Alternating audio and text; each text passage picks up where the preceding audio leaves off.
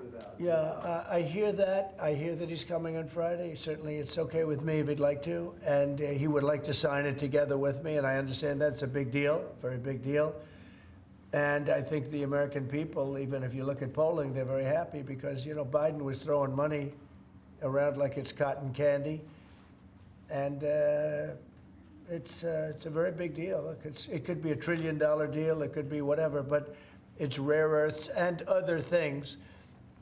And look, we're spending hundreds of billions of dollars on Ukraine and Russia fighting a war that should have never, ever happened. That's a war that would have never happened if I were president. And it didn't happen for 4 years. People say, how do we know that?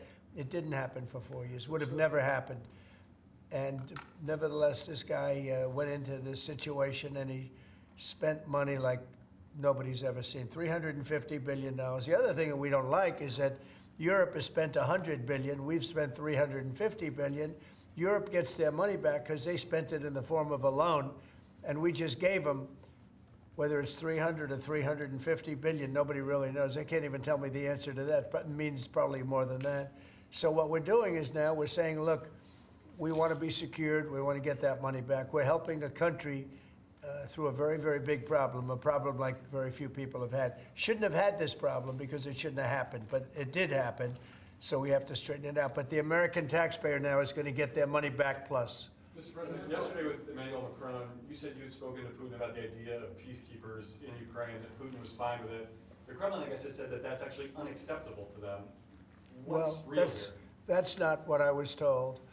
But you're going to need some form of peacekeeping, so something will be done that's going to be satisfactory to everybody. We need peacekeeping too.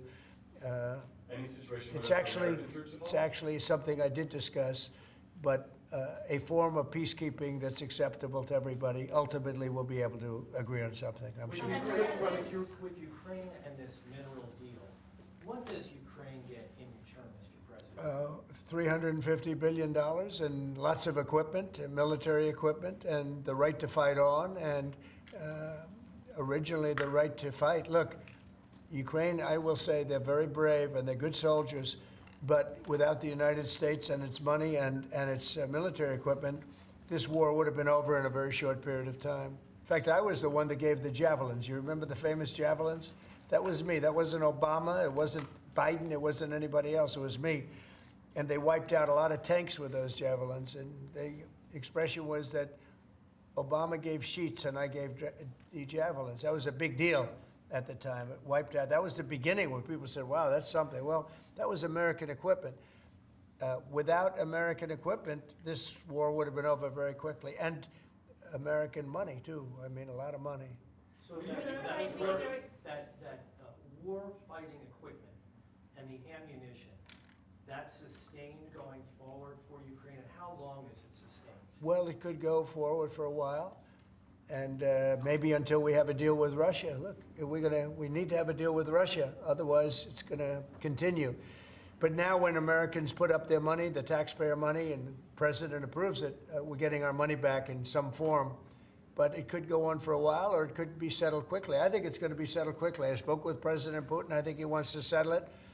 And once you get on with life, it's horrible. What's happening horrible.